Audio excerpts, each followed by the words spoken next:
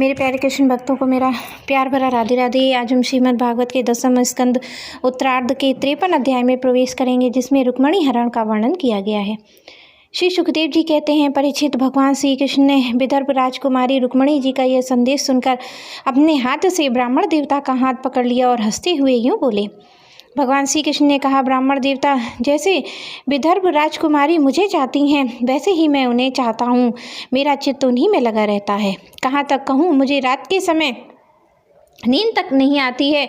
मैं जानता हूँ कि रुक्मी द्वेषवश मेरा विवाह रोक दिया है, परंतु ब्राह्मण देवता, आप देखिएगा, जैसे लकड़ियों को मथ कर एक दूसरे से रगड़कर मनुष्य उसमें आग निकाल लेता है, वैसे युद्ध में उन नामधारी क्षत्रिय कुल कलंकों को तहस नहस करके अपने से प्रेम करने वाली परम सुंदरी राजकुमारी को मैं निकाल लाऊंगा। श्री सुखदेव जी कहते हैं, परीक्षित, मधुसूदन श्री कृष्ण को यह जानकर कि रुक्मिणी के विवाह की लग्न परसों रात्रि में है, सारथी को आज्ञा दी कि दारुक तनिक भी विलंब न करके रथ जोत लाओ। दारुक भगवान के रथ में सैव्य, सुग्रीव, मेघपुष्प, बालाहक नाम के 4 घोड़े जोत कर उसे ले आया और हाथ जोड़कर भगवान के सामने खड़ा हो गया। सूर्यनंदन श्री कृष्ण ब्राह्मण देवता को पहले से रथ पर चढ़ाकर फिर आप सवार हुए और उन शीघ्रगामी घोड़ों के द्वारा एक ही रात में अनार्त देश में विदर्भ जा पहुँचे। कुंडी नरेश महाराज भीष्मक अपने बड़े लड़के रुक्मी के स्नेहवश अपनी कन्या शिशुपाल को देने के लिए विवाह उत्सव की तैयारी कर रहे थे। नगर के राजपथ, चौराहे, गली कूचे झाड़ बुहार दिए गए थे, उन पर छिड़काव किया जा चुका था। चित्र विचित्र रंग बिरंगी छोटी छोटी झंडियाँ, पताकाएँ लगा दी गई थी और तोरण बांध दिए गए थे। वहाँ के स्त्री पुरुष मालाहार, इत्र, फुलेल, चंदन, गहने, निर्मल वस्त्रों से सजे हुए थे। परीक्षित, राजा भीष्मक ने पितर देवताओं का विधि पूर्वक पूजन करके ब्राह्मणों को भोजन कराया और नियमानुसार स्वाति वचन भी किया। सुशोभित दांतों वाली परम सुंदरी राजकुमारी रुक्मिणी जी को स्नान कराया और उनके हाथों में मंगलसूत्र, कंकन पहनाए गए और कोहबर बनाया गया। दोनों नए वस्त्र उन्हें पहनाए गए। वे उत्तम आभूषणों से विभूषित की गईं। श्रेष्ठ ब्राह्मणों ने शाम, ऋक, यजुर्वेद के मंत्रों से उनकी रक्षा की और अथर्ववेद के विद्वान पुरोहित ने गृह शांति के लिए हवन किया। राजा भीष्मक कुल परंपरा और शास्त्रीय विधियों के बड़े जानकार थे। उन्होंने सोना, चांदी, वस्त्र, गुड़, मिले हुए तिल और गौएं ब्राह्मणों को दी। इसी प्रकार चेदी नरेश राजा दामघोष ने भी अपने पुत्र शिशुपाल के लिए मंत्रज्ञ ब्राह्मणों से अपने पुत्र के विवाह संबंधी मंगल कृत्य कराए। इसके बाद वे मद चुआते हुए हाथियों और सोनों की मालाओं से सजे हुए रथों और पैदल और घुड़सवारों की चतुरंगिणी सेना साथ लेकर कुंडिनपुर जा पहुँचे। विदर्भ राज भीष्मक ने आगे आकर उनका स्वागत सत्कार प्रथा के अनुसार अर्चन पूजन किया। इसके बाद उन लोगों को पहले ही निश्चित किए हुए जनवासों में आनंदपूर्वक ठहरा दिया। उसमें बारात में शाल्व, जरासंध, दंतवक्त्र, विदुरथ, पौंड्रक आदि शिशुपाल के सहस्त्रों मित्र नरपति आए थे। वे सब राजा श्री कृष्ण और बलराम जी के विरोधी थे और राजकुमारी रुक्मिणी शिशुपाल को ही मिले इस विचार से आए थे। उन्होंने अपने मन से पहले ही निश्चय कर रखा था कि यदि श्री कृष्ण बलराम आदि यदुवंशियों के साथ आकर कन्या हरने की चेष्टा करेगा तो हम सब मिलकर उससे लड़ेंगे। यही कारण था कि उन राजाओं ने अपनी अपनी पूरी सेना, रथ, घोड़े, हाथी आदि अपने साथ ले लिए थे।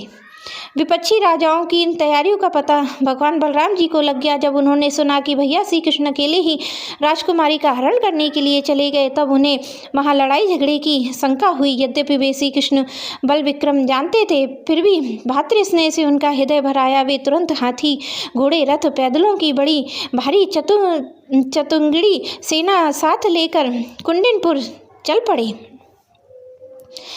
इधर परम सुंदरी रुक्मिणी जी भगवान श्री कृष्ण के शुभ आगमन की प्रतीक्षा कर रही थी। उन्होंने देखा कि श्री कृष्ण तो कौन कहे अभी ब्राह्मण देवता भी नहीं लौटे हैं, तो वे बड़ी चिंता में पड़ गईं और सोचने लगीं, अहो, अब मुझ अभाग्नि के विवाह में केवल 1 रात की देरी है, परंतु मेरे जीवन सरवर से कमल नयन भगवान अभी नहीं पधारे हैं। इसका क्या कारण हो सकता है, कुछ निश्चित मालूम नहीं पड़ता है। यही नहीं, मेरे संदेश ले जाने वाले ब्राह्मण देवता भी अभी तक नहीं लौटे हैं। इसमें संदेह नहीं नहीं है कि भगवान श्री कृष्ण का स्वरूप परम शुद्ध और विशुद्ध पुरुष उनसे ही प्रेम कर सकते हैं।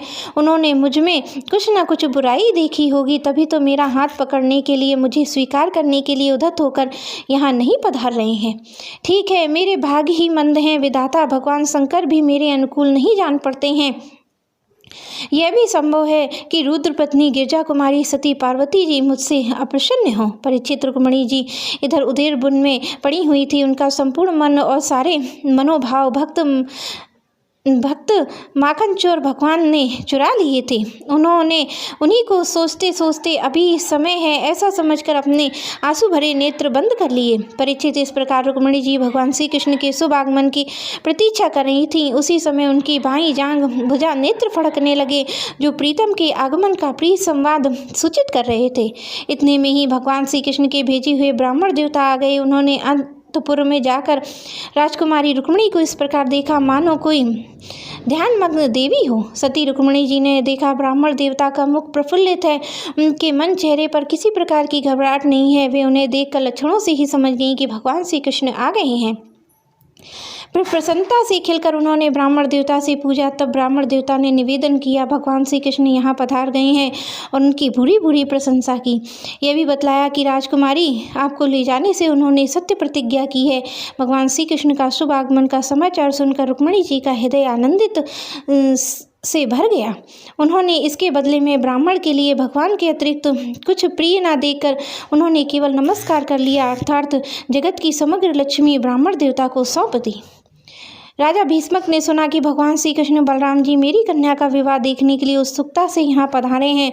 तब तुरही भेरी आदि बाजे बजवाती हुई पूजा की सामग्री लेकर उनकी अगवानी की। भीष्मक जी बड़े बुद्धिमान थे, भगवान के प्रति उनकी बड़ी भक्ति थी। उन्होंने भगवान को सेना साथियों के सहित समस्त सामग्रियों से युक्त निवास स्थान में ठहराया, उनका यथावत अतिथि सत्कार किया। विदर्भ राज्य भीष्मक जी ने यहाँ निमंत्रण में जितने राजा आए थे, उन्होंने उनके पराक्रम, अवस्था, बल, धन के अनुसार सारी इच्छित वस्तुएं देकर सबका खूब सत्कार किया। विदर्भ देश के नागरिकों ने जब सुना कि भगवान श्री कृष्ण यहाँ पधारे हैं, तब वे लोग भगवान के निवास स्थान पर आए और अपने नैनों से अंजलि में भर भर कर उन्हें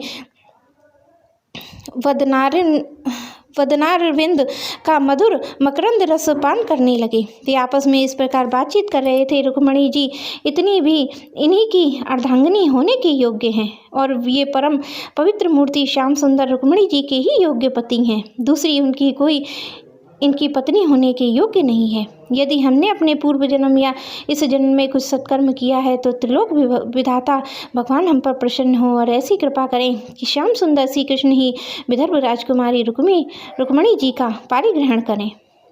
परीक्षित, जिस समय प्रेम परवश होकर पूर्ववासी लोग परस्पर इस प्रकार बातचीत कर रहे थे, उस समय रुक्मिणी जी अंतपुर से निकलकर देवी जी के मंदिर के लिए चली। बहुत से सैनिकों उनकी रक्षा में नियुक्त किए गए प्रेम मूर्ति श्री कृष्णचंद्र के चरण कमलों का चिंतन करती हुई भगवती भवानी के पाद पल्लव का दर्शन करने के लिए पैदल चलीं। वे स्वयं मौन थीं और माताएं, सखी, सहेलियां सब ओर से उन्हें घेरे हुए थीं। सूरवीर राज्य सैनिक हाथों में अस्त्र शस्त्र उठाए कवच पहने उनकी रक्षा कर रहे थे। उस समय मृदंग, शंख, ढोल, तुरही, भेरी आदि बजने लगे। बहुत सी ब्राह्मण पत्नियां पुष्पमाला, चंदन आदि सुगंध द्रव्य, गहनों, कपड़ों से सज धज कर साथ चल रही थीं। अनेकों प्रकार के उपहार, पूजन आदि की सामग्रियां लेकर सहस्त्रों श्रेष्ठ वारांगनाएं भी साथ में थीं। गैवे गाते बजाते, बाजे वाले बजाते चलते और सूत मागध बंदीजन दुल्हन के चारों ओर जय जयकार करते और बिरध बखानते जा रहे थे।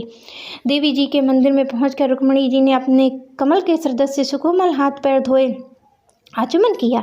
इसके बाद बाहर भीतर से पवित्र शांत स्वभाव से युक्त होकर अंबिका देवी के मंदिर में प्रवेश किया और बहुत सी विधि विधान जानने वाली बूढ़ी बड़ी ब्राह्मणियां उनके साथ चलीं। उन्होंने भगवान शंकर की अर्धांगिनी भवानी को और भगवान शंकर जी को रुक्मिणी जी से प्रणाम करवाया और रुक्मिणी जी ने भगवती से प्रार्थना की, अंबिका माता, आपकी गोद में बैठे हुए आपके प्रिय पुत्र गणेश जी को तथा आपको मैं बार बार नमस्कार करती हूँ। आप ऐसा आशीर्वाद दीजिए कि मेरी अभिलाषा पूर्ण हो और भगवान श्री कृष्ण ही मेरे पति हों। इसके बाद रुक्मिणी जी ने जल, गंध, अक्षत, धूप, वस्त्र, पुष्पमाला, हार, आभूषण, अनेकों प्रकार के नैवेद्य, भेंट और आरती आदि सामग्रियों से अंबिका देवी की पूजा की और तदंतर उक्त सामग्रियों तथा नमक, पुआ, पान और कंठसूत्र, फल, ईख से सुहागिन ब्राह्मणियों की भी पूजा की। तब ब्राह्मणियों ने उन्हें प्रसाद देकर आशीर्वाद दिए और दुल्हन को ब्राह्मणियों और माता अंबिका को नमस्कार करके प्रसाद ग्रहण किया। पूजा अर्चना की विधि समाप्त हो जाने पर उनके मौन व्रत तोड़ दिया और रत्न जड़ित अंगूठी से जगमगाते हुए कर कमल के द्वारा एक सहेली को हाथ पकड़कर वे गिरजा मंदिर से बाहर निकली।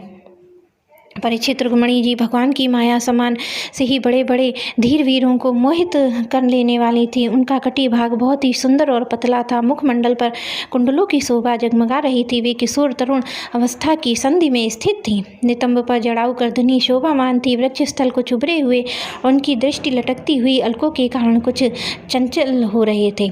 उनके होठों पर मुस्कान थी, उनके दांतों में पांत थी और कुंद कली के समान परम उज्जवल परंतु पके हुए कुंदरू के समान लाल लाल होठों की चमक उस पर लालिमा आ गई थी। रुक्मिणी जी ने इस प्रकार उत्सव यात्रा के बहाने मंद मंद गति से चलकर भगवान श्री कृष्ण और अपनी राशि राशि सौंदर्य निछावर कर रही थीं। उन्हें देखकर उनकी खुली मुस्कान, लचीली चितवन, अपना चित्त लुटाकर वे बड़े बड़े नरपति एवं वीर इतने मोहित और बेहोश हो गए कि उनके हाथों से अस्त्र शस्त्र छूट कर गिर पड़े और वे स्वयं ही रथ, हाथी, घोड़ों से धरती पर आ गिरे। इस प्रकार रुक्मिणी जी भगवान श्री कृष्ण के शुभ आगमन की प्रतीक्षा कर रही थी। अपने कमल की कली के समान सुकुमार चरणों को बहुत धीरे धीरे आगे बढ़ा रही थी। उन्होंने अपने बाएं हाथ की उंगली से मुख की ओर लटकती हुई अलकें हटा दी और वहां आए हुए नरपतियों को लचीली चितवन से देखा। उसी समय उन्हें श्याम सुंदर भगवान श्री कृष्ण के दर्शन हुए। राजकुमारी रुक्मिणी जी रथ पर चढ़ना ही चाहती थी कि भगवान श्री कृष्ण ने समस्त शत्रुओं को देखते ही देखते उनकी भीड़ में रुक्मिणी जी को उठा लिया और उन सैकड़ों राजाओं के सिर पर पाँव रखकर उन्हें अपने रथ पर बैठा लिया, जिसकी ध्वजा पर गरुड़ का चिन्ह लगा हुआ था। इसके बाद जैसे सिंह सियार के बीच में से अपना भाग ले जाए, वैसे ही रुक्मिणी जी को लेकर भगवान श्री कृष्ण बलराम आदि यदुवंशियों के साथ वहां से चल पड़े। उस समय जरासंध की वर्षवर्ती अभिमानी राजाओं ने अपना यह भारी तिरस्कार और यश कीर्ति का नाश सहन ना हुआ। वे सबके सब चिढ़कर कहने लगे, अहो हमें धिक्कार है, आज हम लोग धनुष धारण करके खड़े ही रहे और ये ग्वाले जैसे सिंह के भाग को हिरनी ले जाए उसी प्रकार हमारा सारा यश छीन ले गए। मेरे प्यारे कृष्ण भक्तों को मेरा प्यार भरा राधे राधे।